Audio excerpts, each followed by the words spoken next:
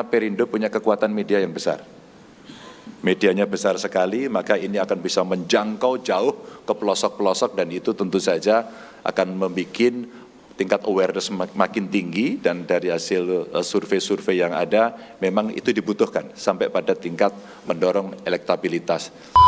Nah, kelihatannya jangkauan yang dimaksud itu adalah jangkauan dalam konteks informasi, dalam konteks penetrasi informasi ke masyarakat.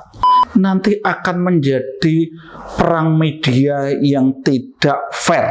Masyarakat ini sekarang juga harus cerdas, harus bisa secara jeli memilah berita-berita ini kira-kira independen. Ini hanya opini arus bawah, opini dari masyarakat kebanyakan. Opini hanyalah sudut pandang.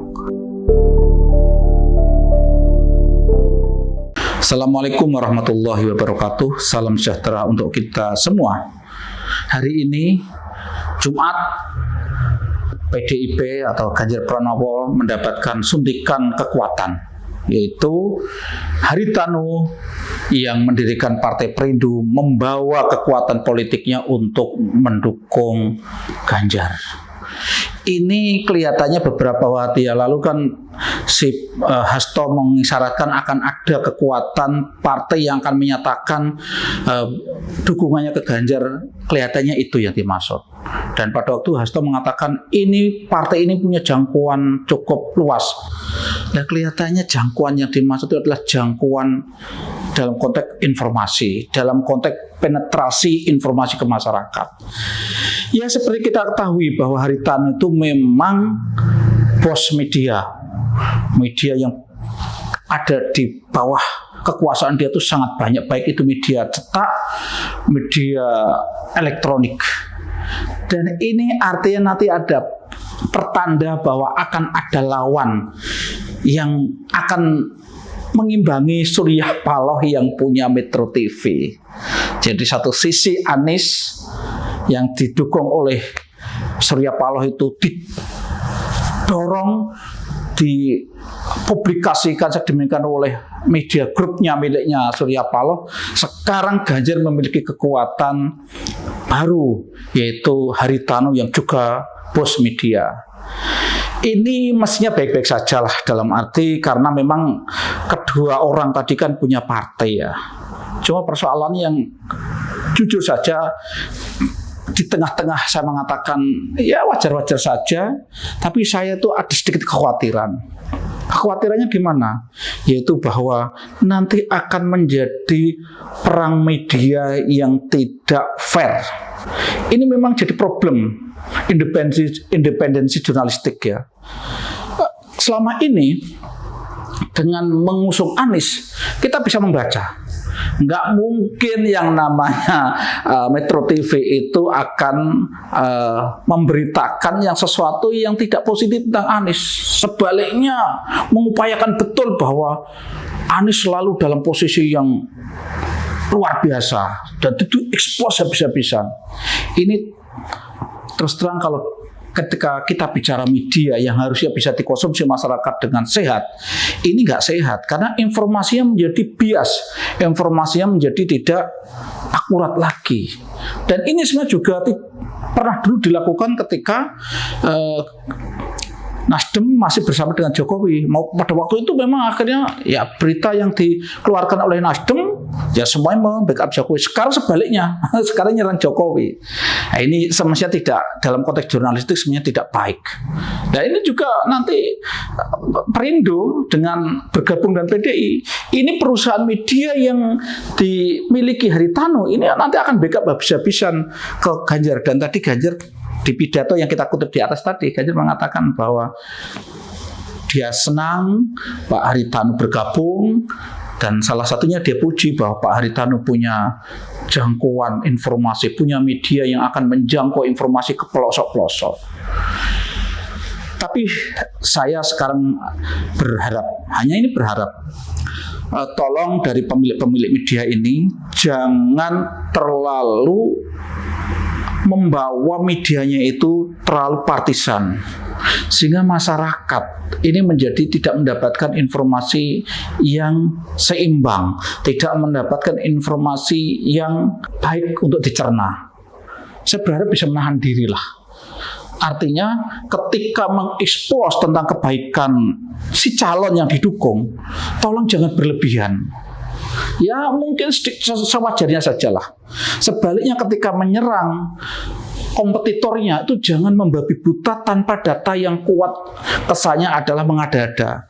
Ini nggak sehat untuk saya hari ini bicara tentang jurnalistik yang sehat, karena saya dulu mantan wartawan.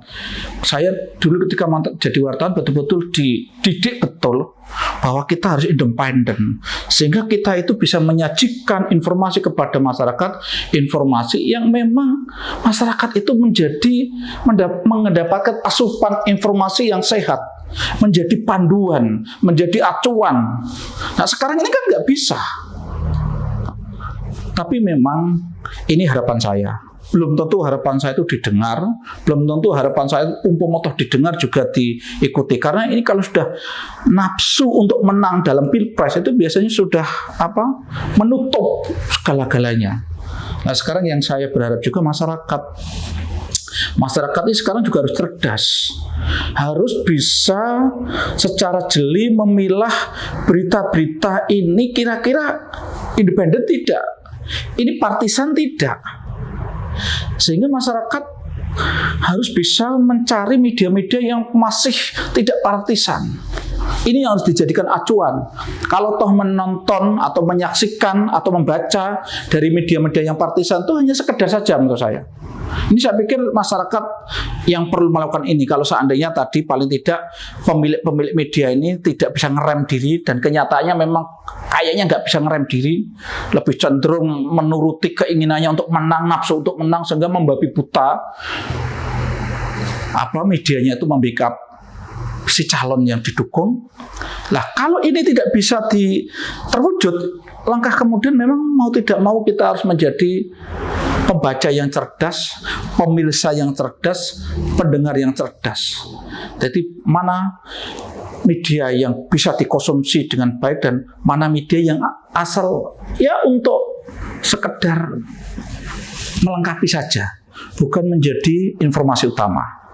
Saya pikir masih ada beberapa media yang layak untuk dijadikan acuan, seperti mungkin Kompas. Sampai saat ini sebagai sebuah media besar, saya lihat Kompas masih berada dalam posisi yang independen kelihatannya. Mungkin itu bisa jadikan acuan. Terus Tempo mungkin ya. Ini kelihatannya juga masih mencoba menjaga tidak partisan.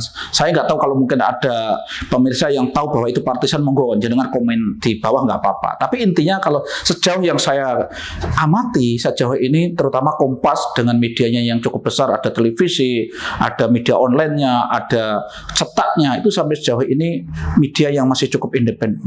Nah ini yang berada di grupnya Surya Paloh dan berada di grupnya Haritanu, kelihatannya nanti akan perang media untuk yang satu me-backup total kebaikan Ganjar, yang satu akan me-backup total kebaikan Anies, yang mungkin semuanya tidak bisa belum bisa diuji akurasinya, mungkin dilebih-lebihkan, mungkin faktanya ada tapi dilebih-lebihkan. Saya pikir ini yang perlu saya sampaikan dalam konten ini. Saya berharap dengan saya menyampaikan ini paling kita dapat gambaran bahwa dalam mengonsumsi media itu kita memang perlu kecerdasan, kita perlu wawasan juga. Tidak bisa media ini dikonsumsi dengan begitu saja sehingga kita percaya begitu saja tanpa kita mencoba melakukan perbandingan atau melakukan komparasi dengan media lain.